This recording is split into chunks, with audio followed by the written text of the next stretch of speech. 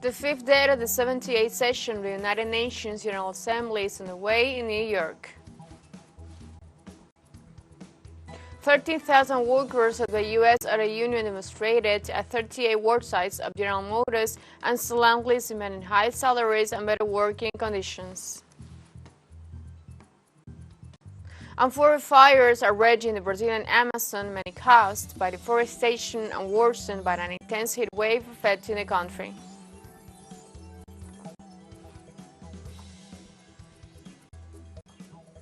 Hello, welcome to From the South. I'm Anne Rosabal from the TeleSUR studios in Havana, Cuba. We begin with the news.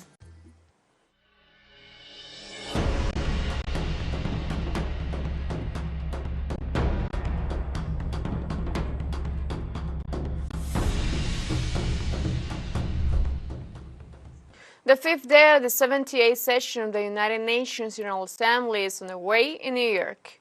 The new day of debate opened at 9 a.m. as world leaders continued to debate 4 issues at the UN's General Assembly. Representatives from the UN member nations focused on the challenges regarding global peace, sustainable development, and climate change, with global South leaders uniting the demands for a more equal world society. Prime Minister from St. Vincent and Grenadines, Raúl Gonçalves, Russian Foreign Minister Sergei Lavrov, and Venezuelan Foreign Minister Ivan Gil are among the speakers addressing the United Nations General Assembly on its fifth day of ongoing debate.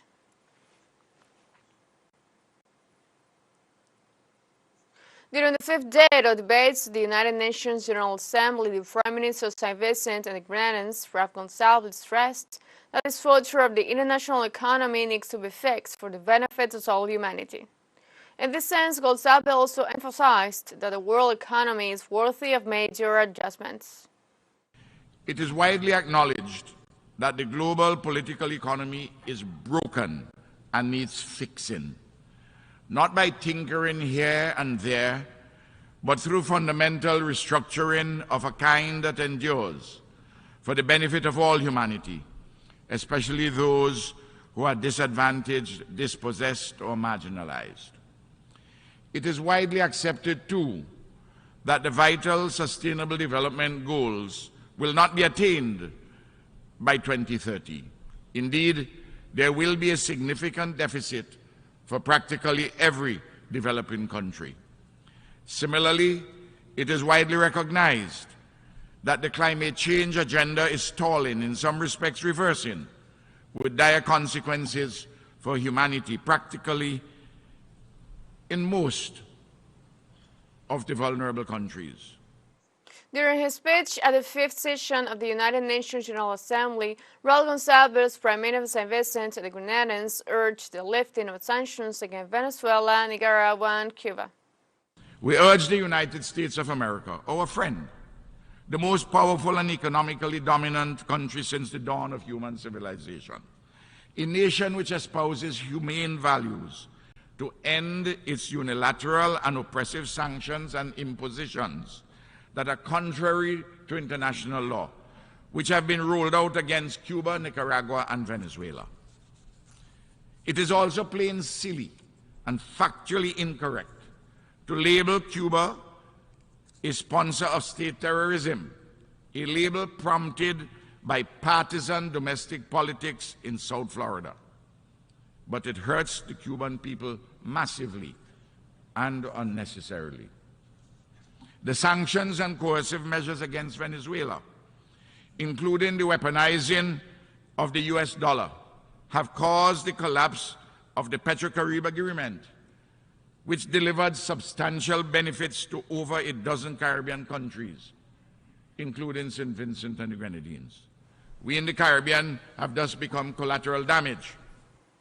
Meanwhile, Terrence Michael Drew, Prime Minister of Finance, Homeland Security and Immigration Health and Social Security of St. Kitts and Nevis, in his speech in the United Nations General Assembly, referred to the need to continue the challenges against climate change. Must continue to be highlighted. The industrial behemoth countries and companies push SIDS and others to the front lines of climate change. They accept little responsibility for financing the adaptation and mitigation measures necessary for the survival of developing countries which suffer the consequences of the lifestyles and industries of others. Consequently, countries like mine, which are unable to access concessionary funding, are forced to fix the climate crisis by obtaining loans at exorbitant rates from the very countries where the problem originated.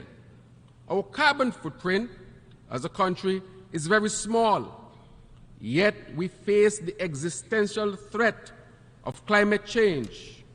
This is unjust.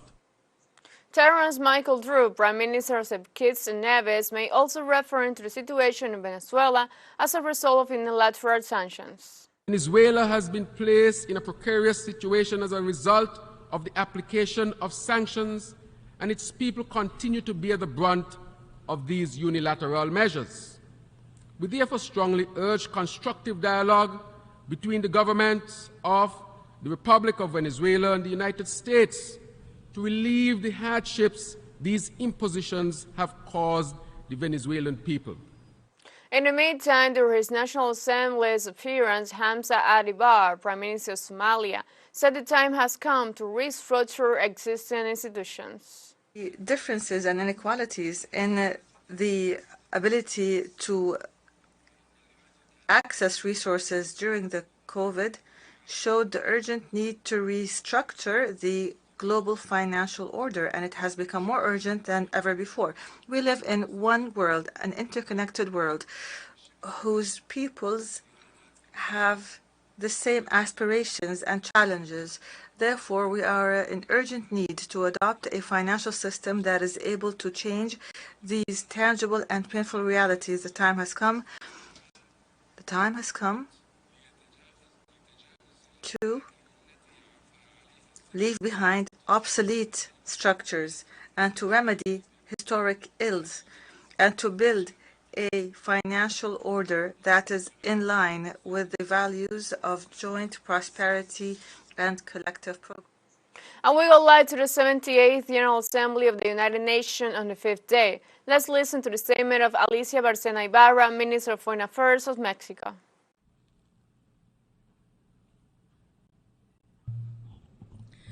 Señor Presidente, Denis Francis, amigo. Mr. President Denis Francis, friend, please receive from Mexico our brotherly congratulations on your election to the presidency. Latin America and the Caribbean feel fully represented under your presidency. That presidency is a demonstration of our region's commitment to the purposes of this wonderful organization. Mr. President, heads of state and government, colleagues, ministers, excellencies, ladies and gentlemen, today the United Nations has before it a challenge of colossal proportions to discharge the very essence of its mandate, sparing humankind from the scourge of war, promoting and protecting all human rights, ensuring adherence to international law, and promoting the well-being of people underpinned by environmental sustainability. I am deeply moved to return to the headquarters of this United Nations organization. I served this organization with pride for decades, and I'm moved to return now representing the government of my country, Mexico, a country that is a deep honor. Mexico is a country which today is in the midst of wholesale and progressive transformations. I am delighted to represent Mexico before the world and let its voice ring out before you. Please receive the warm greetings of our President Andrés Manuel López Obrador. Our people are facing grave threats to international peace and security. We have more than 50 armed conflicts raging, and we're seeing the proliferation of nuclear weapons, the worsening of myriad crises ranging from humanitarian to climate crises. There is the forced migration of millions of people.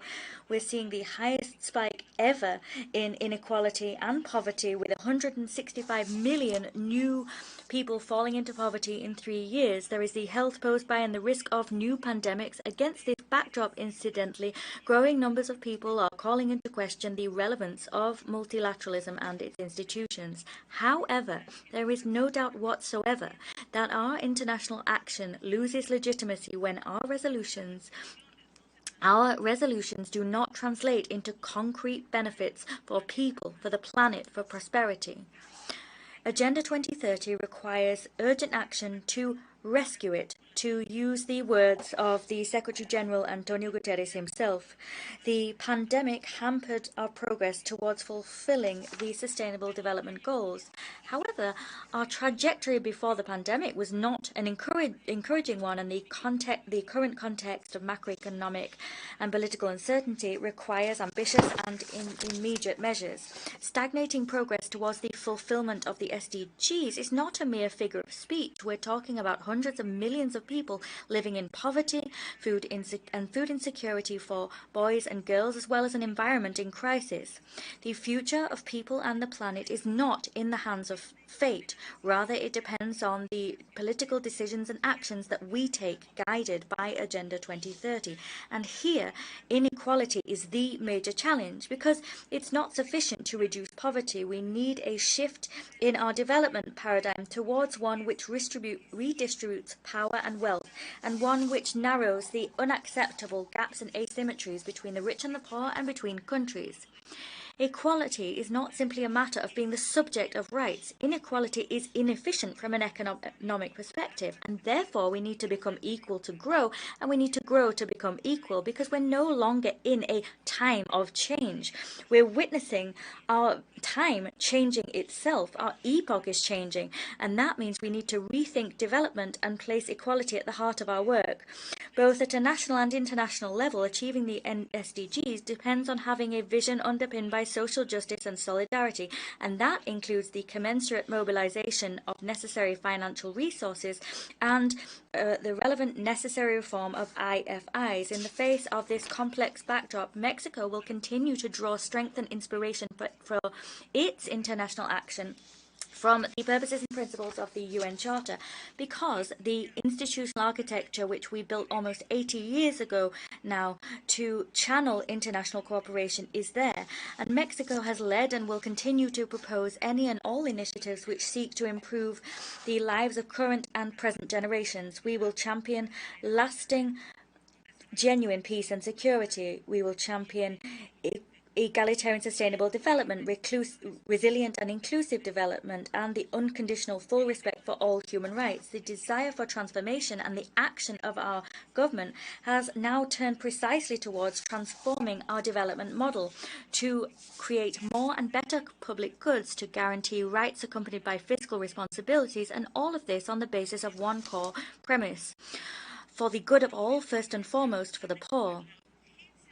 Our government has demonstrated the urgent need to restore the role of the state, to regulate relations between the market, the state and society, and to implement transformative structural policies. We need to return hope to our people, the hope of a country which is more just and egalitarian, to leave no one behind nor anyone on the margins. And in the last few years, we've managed to lift some 5 million people out of poverty. We have witnessed the greatest rise in the minimum wage in our history, and we have a dense network of social programs that extend to all sectors of society. But we're inspiring to usher in a vision of equality between all nations, where we see gaps and asymmetries between countries narrow. We're prioritizing the elimination of the culture of privilege which denies rights. Mexico reiterates the importance of environmental solidarity. That should be a strategic part of development and not as an isolated phenomenon. It is important to move towards industrial and productive policies which are green and blue, which create jobs and which decrease poverty, which decrease our environmental footprint, but also which take into account contributions to the environment and the complexity of ecosystems and the well-being economy. We signed the Escazú Agreement and others which protect life and the environment. Then we are proud to have signed the BBNJ Agreement, and we hope to see its timely entry into force. Dear friends, climate change is the greatest market failure of all time. That was said by Nicholas Stern. Today it is one of the greatest global risks. Estimates of the costs of the effects of climate change demonstrate that it will not only affect economic growth, but it will also affect the most vulnerable sectors of our societies. We reiterate our commitment to make progress with the Paris Agreement, but we emphasize the importance of having financing in place to tackle climate change and of giving priority to adaptation, in particular and especially to support the most vulnerable nations in our region, the Caribbean first and foremost. On the margins of this General Assembly, Mexico participated in the SDG Summit, the Financing for Development Dialogue, the Climate Action Summit, and the preparatory meeting for the Summit of the Future. We are championing wholesale reform of the international financial architecture. This reform must address the deeply rooted asymmetries between countries. It must prioritize heavily indebted countries with new instruments, with the redistribution of special drawing rights to widen the fiscal space of developing nations. It should also prioritize debt relief in exchange for environmental services, debt for climate swaps. We endorse the Bridgetown 2.0 initiative proposed by Barbados. Latin America and the Caribbean learned a very tough lesson during the pandemic because there was a lack of global solidarity, and we saw the prevailing urgent need that we today have to, from within CELAC, champion initiatives such as the Plan for Health Self-Sufficiency, the Regional Medicines Agency, and the Climate Adaptation Fund. In this regard, we support our dear Ralph Gonzalez as president of CELAC.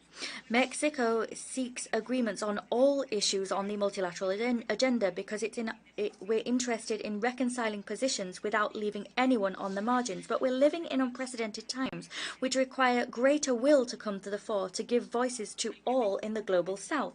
Mexico belongs to the global south indeed, through history and conviction. Consequently, Mexico is considering participating in the debates and work of G77 plus China on those issues and in those fora in which we could contribute to strengthening the negotiating position of the global south. Soon, we will submit a proposal to G77 plus China for its consideration. Mexico, and here before you, I want to reaffirm Mexico's historical commitment to promoting dialogue and understanding in favor of peace and in favor of the peaceful resolution of disputes. That is a vocation which has inspired and fueled our deepest convictions to decisively defend the very causes of humankind. We've participated as a guarantor country for the peace dialogue tables between the government of the Republic of Colombia and the National Liberation Army. Moreover, we participated in the search for solutions to foster political dialogue in Venezuela. We did this always in strict adherence to our constitutional principles of the respect for the self-determination of peoples and the peaceful resolution of disputes and non-intervention. Mexico is the host of negotiations between the Venezuelan government and the Unitary Platform of Venezuela that is facilitated by Norway. We supported the implementation of agreements signed in November 2022 in Mexico City, and we are keeping the doors open for the resumption of this process and for the achievement of a solution for the benefit of all Venezuelan people. Turning now to the conflict between Ukraine and Russia, our stance is entirely devoid of ambiguity. We condemn Russia's invasion of Ukraine because it violates the United Nations Charter and international law, and because of the unspeakable suffering it has wrought on millions of people, especially girls and boys. We recognize that all sovereign states have the right to have the adequate means to reclaim territorial integrity, but it's also equally true that the arms race takes us ever further from a peaceful solution. We have to cease talking of war and instead start talking about peace. Mexico will continue its fight for disarmament and the non-proliferation of nuclear weapons. Testament to that commitment is the Tlatelolco Treaty and the Treaty on the Prohibition of Nuclear Weapons. These are essential for the prevention and eradication of catastrophic humanitarian consequences. We have declared, and the General Assembly has done so too, we've declared that these consequences are counter to international law. themselves. We reject the illicit trafficking of firearms. And I would simply give you a figure here. We receive 200,000 firearms. These are trafficked every year to Mexico from our neighbor in the north. These firearms, of course, fall into the hands of criminals in organized networks and claim countless lives. That is the other side of the drug coin. Mexico, in good faith, shoulders its commitments when it comes to combating drug trafficking, but all efforts will be limited in their impact if countries which manufacture and act as the source for trafficked weapons do not shoulder their responsibilities for the scourge. We need decisive measures to reduce the vast availability of firearms. Those manufacturing and distributing firearms must also shoulder their responsibilities and adopt stringent measures to avoid these weapons being diverted towards the illicit market. In our region, in Latin America, Latin America and the Caribbean, we are devastated by the situation in Haiti. This country is in a chokehold of gang violence which grows largely due to the illicit trafficking of weapons, despite the sanctions regime established by the Security Council in a resolution facilitated by Mexico. We hope that that resolution will be soon adopted by the Security Council so that the international community can take decisive action and support that country in restoring stability. Consequently, we'll avail ourselves of this rostrum to also reiterate Mexico's commitment to the two-state solutions. There should be an Israel and a Palestine living side by side in peace and within secure borders. We wish to recognize the rights of the people of Israel, but not to the detriment of those of Palestine. We need to put an end to abhorrent situations such as the continued economic embargo suffered by Cuba. It's entirely unjustified, runs counter to international law, and is alien to values and the peaceful coexistence which prevail among the peoples of Latin America and the Caribbean. We call for Cuba to be removed from consideration as a country which promotes and fuels or sponsors terrorism. 64 years ago, this General Assembly was presided over by one of the best Mexican diplomats, Luis Padilla Nervo. He said, and I quote, "Victory will not be decided on the battlefields, rather in the consciences of men and women." Given the nature of this fight, the best weapons that democracies have are moral principles, the scrupulous respect for treaties, and the principle that difficulties and controversies between people must not be resolved by weapons, but rather through negotiations. Mexico wishes to be an actor that promotes peace through law. We'll do everything in our power to support genuine efforts for dialogue between parties to conflicts, and we'll do everything to bring about peaceful solutions to conflicts, because Mexico's foreign policy is based on renouncing war as an instrument of international policy. As was quite rightly stated by our renowned diplomat, Genaro Estrada, foreign policy involves renouncing war. Consequently, in the entryway to this General Assembly, the one you walk through, you find a block of obsidian. That is a sacred stone that the Aztecs called Itzli. They were convinced that that rock was created by the sun rays which struck volcanic rock. It was created by a synthesis between what was on land and in space, celestial and earthly realms. That stone includes an engraved plaque which establishes the very foundations of our diplomacy. 156 years ago, the first indigenous president in Latin America said the following: "Between individuals as with between nations, respecting the rights of others is peace." With this humanist vision, Mexico is addressing the major challenge of human mobility.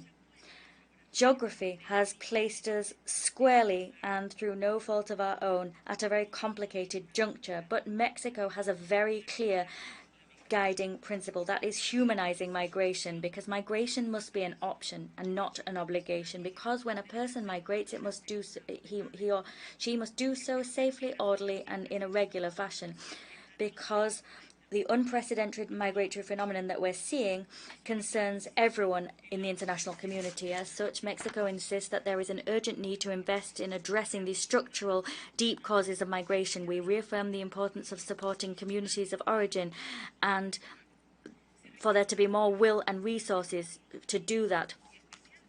All countries need to support this endeavour and contribute, especially those that receive migrants and benefit from the work and contributions of migrants. In the United States, for example, our migrants contribute more than $500 billion in tax. Consequently, it's vital to move towards models to manage migration, which offer spaces for integration into labour and financial markets, which are safe and formal, models which facilitate integration into host societies, models which protect the human rights of those migrating across and throughout the migration cycle. Because, as was clearly indicated by the Secretary General, 75 years after the adoption of the Universal Declaration of Human Rights, the time has come to put an end to the persecution and demonization of migrants. We reject, incidentally, and in that connection, any attempt to call into question the progressive nature of international standards on gender equality. Sexual diversity should not be called into question either. Standards on both of these have been very hard won. There needs to be progress in gender equality, and we need to avoid backslides through decisive, innovative actions. Nothing about us without us. Mexico was the first country of the South to proclaim a feminist foreign policy because we are striving to ensure that structures change, those that hamper the advancement of women and the full enjoyment of their rights and autonomy. Doing that involves promoting the substantive participation of women in decision-making processes. It also involves streamlining a gender perspective into all spaces, fora, and organizations and international agreements, because every time we break the glass roof, civilization makes progress. The topic of this 78th General Assembly is relevant and clear: rebuilding trust and reigniting global solidarity. This must be the very thrust of our collective endeavours.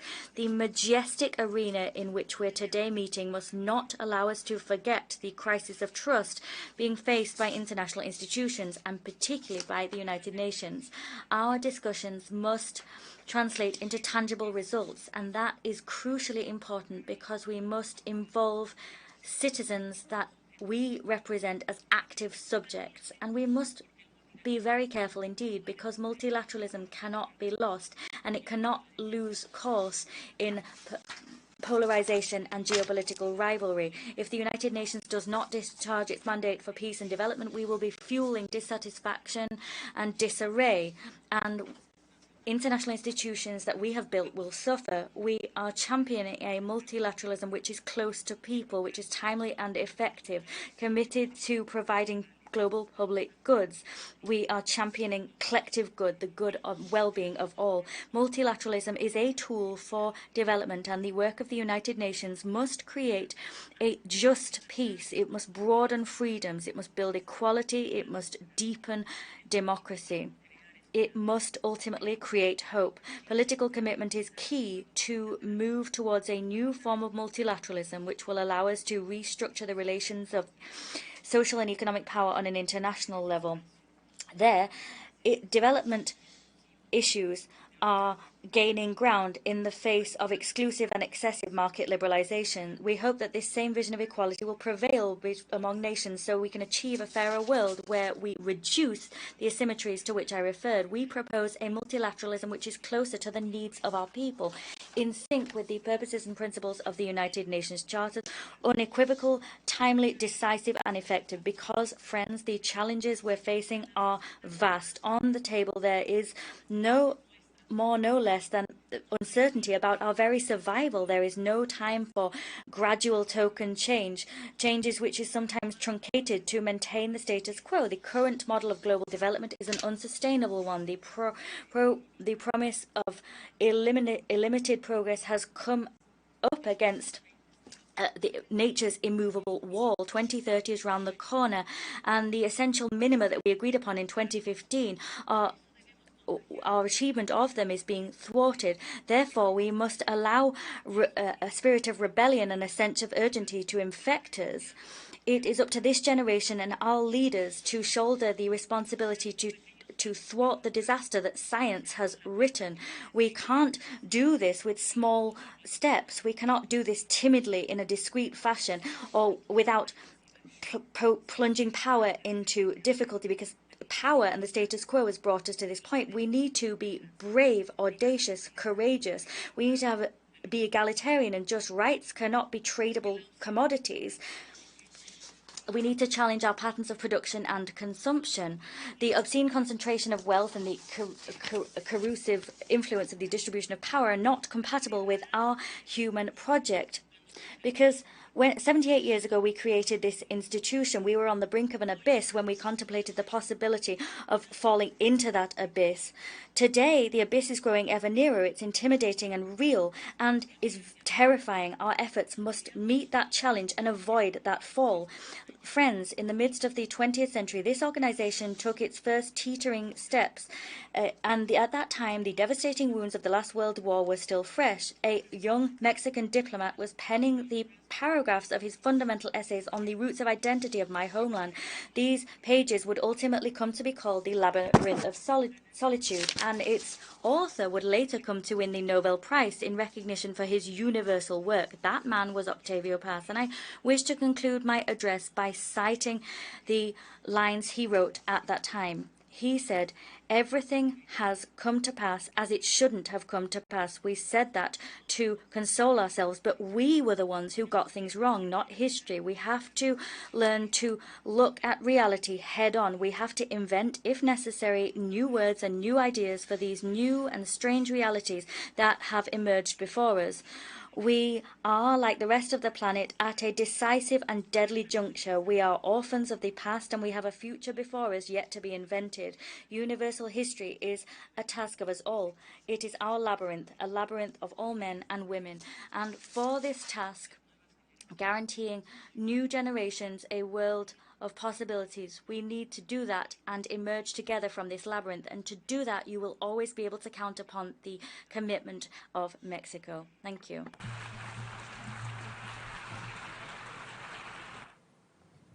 We were listening to the statements of Alicia Barcena Ibarra, the Minister of Foreign Affairs of Mexico. She stated that major efforts must be done in order to attain the 2030 agenda, and ambitious measures are needed to reduce poverty, hunger, and inequality in the world and redistribute power. She also stressed the need on taking international action based on the principles of the UN Charter and pointed out the commitment that should be made toward facing climate change. And we have come to the end of this news brief. You can find these and many other stories on our website at telesurenglish.net. And join us on social media, Facebook, X, Instagram, Telegram, and TikTok. For TeleSUR English, I'm Ana Rosabal. Thank you for watching.